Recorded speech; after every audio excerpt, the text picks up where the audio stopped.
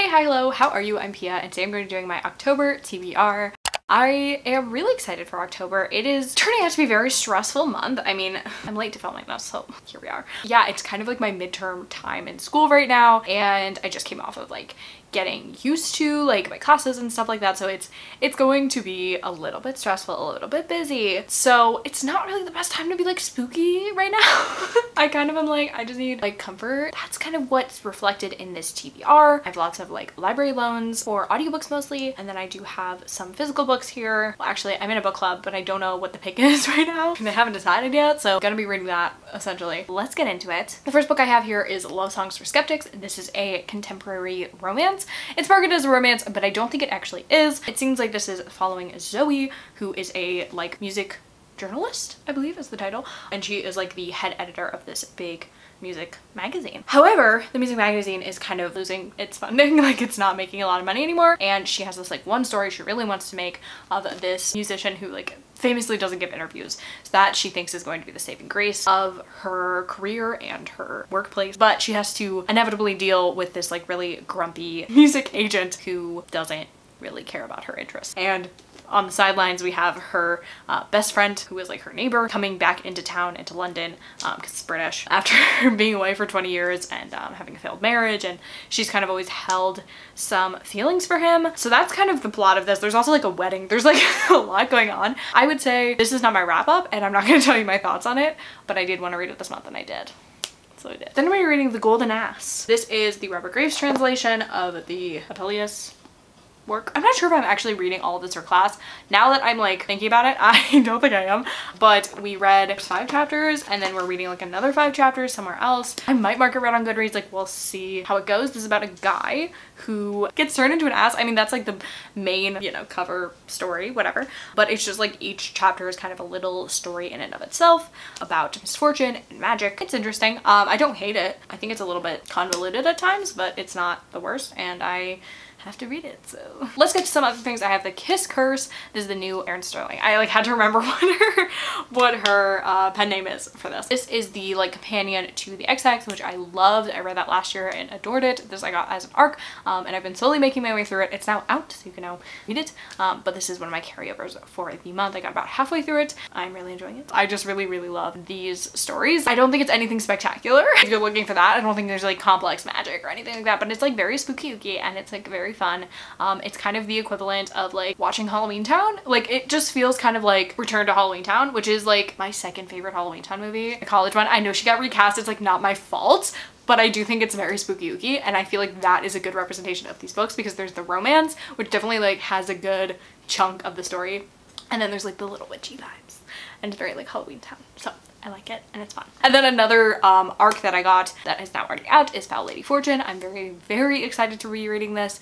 This is the new Chloe Gong book, and I have yet to read her books, and I know I'm going to be reading it out of order, kind of. So that's my bad, but I think this one is just like specifically interesting me. It's pitched as a Chinese period piece meets a Marvel movie, and I was like, stop the freaking presses. Like stop the actual presses right now. I need to be reading it. So I'm very excited to be reading this. If I do enjoy this book, I think I'm going to continue with her older works. I just might be a little bit spoiled, but it'll be okay. It's also a As You Like It retelling, so I'm very excited to see how that comes into play. And yeah, I've just been really dying to read this. I think it's a very interesting concept and not like a lot of things I've seen before, so I'm very excited.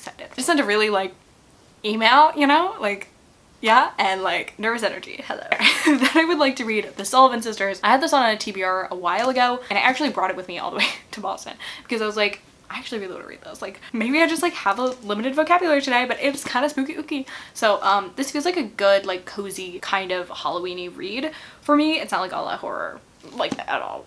Okay, it is about ghosts. It's about sisters. It's actually set like 3 days before Christmas, so like iconic. Ghost of the past, power of connection, bonds of sisterhood.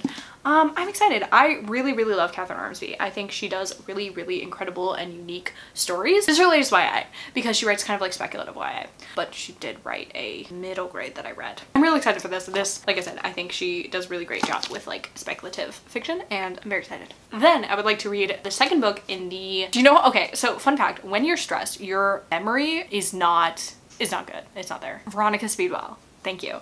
Okay, this is the second book in the Veronica Speedwell series. I am going to crush this series. I'm going to crush series in general. I'm so bad at reading series, so I'm just getting a quick jump start on this because I read the first book in August. And this, again, seems like the perfect vibe for me right now, especially for this fall spooky season, because these books are just like a cute little mystery, nothing too deep, nothing too scary, and I just think that they are just like the perfect kind of cozy read. So I'm very excited to be reading this. And then I also want to read the last book in the Inheritance Games series. What is it called? But anyways, the third Inheritance Games book, which is the Final Gambit. Guys, I freaking love this series. I really do. I'm actually really happy that the author is coming out with like standalone companions, like sequel companions, standalones, because I love this. I think it's so freaking fun. I love the twisties, the turnies, I love the mysteries.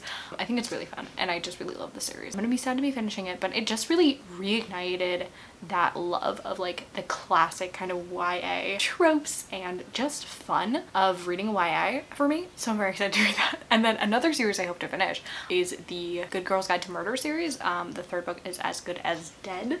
This is a series about a teenage detective, kind of teenage true crime detective girl, kind of, who has a podcast. And the first book she's solving, like, I think someone in her town is like wrongfully convicted of a murder. That's the first book. And then the second book, someone's missing in this like little small town. I love it's always a little small town and then all this shit happens and you're like, third book, I'm not sure what the plot is, but I do really like these books. I really like their audiobooks as well because they have, like I said, this kind of podcast element. So they have, I believe, a full cast, and they do really have a really great production on these with the feeling like you're hearing an interview and stuff like that. So I really enjoy that and I'm really hoping to get to that this month. Some more spooky books. We have Verity by Colleen Hoover. So I have changed my perception of this book. I'm going to try not to have any expectations. I mean, I haven't read a Colleen Hoover ever, and like I said, this I think is the only one that speaks to me, the only one that interests me, so I am looking forward to reading this. I don't read a lot of thrillers and mysteries because I just don't get that excited about them for the most part. I find them to be very repetitive, but this one I think will be interesting, especially since it's written by a romance author, and I think that's kind of the main selling point here is like, you write romance but you also wrote this, and like that's very cool. So I'm excited to see what I think of it. I have two more audiobooks from my library. One is Love in the Time of Serial Killers. Like, combine my two favorite things. It's like a romance book about a girl who's obsessed with true crime, and I believe she can't figure out if like her love interest is like a love interest or like a serial killer, because sometimes those lines blur, you know what I mean? And I think that's what it is. Like, she's just paranoid and doesn't know the difference. But I've heard really good things about this. I really love the cover, and again, have it from my library. Good old library. And the last way my audiobook is coming in clutch this month is Carrie Soto. I have very mixed emotions about Carrie Soto because I think it's really important to read own voices reviews of things and also just to read own voices stories, and this is not, to the best of my knowledge, an own voices story about a Latina main character. I think that the reviewers that are own voices for that representation have a lot to say, and they're very valid in what their critiques and discussions around this book. So I'm not buying this book. I'm going to read it from my library. I just don't think it's the best move, truly, of a writer. I, again, cannot contribute to that conversation in any meaningful sort of way.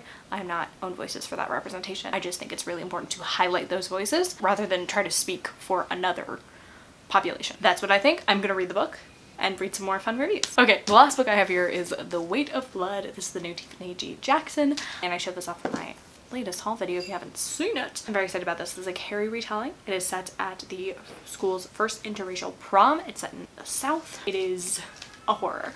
This is like an actual horror, which I'm really excited about. I have such a mixed history with Tiffany D. Jackson's works, but I am really hopeful that I'm gonna love this. One of my book club's like options for this month was White Smoke, and I was like, why couldn't you just make this one? I was like, because that book sucks. I'm very excited to read this. I think I am gonna like it. I think I also got the audiobook from my library, so I think it might be like an audiobook reading experience. It might get scary. I might not want to listen to the audiobook. I'm very excited to read it. We'll see what happens. Okay? That was my October TBR. I don't know what reading is going to look like for me this month. Like I said, I have midterms this week. Oh gosh, no. Life is crazy, you know, sometimes. Make sure to stay tuned for my wrap up at the end of the month, my reading vlog, and just if you want to get like live updates on what I'm reading and what I'm doing, you can follow me on Goodreads or friend me on Goodreads. I actually don't know which way it is. Or you can follow me on my Instagrams, my personal and my bookstagram are all down below. Other than that, make sure to like and subscribe to all the things, and I will see you in my next video. Bye!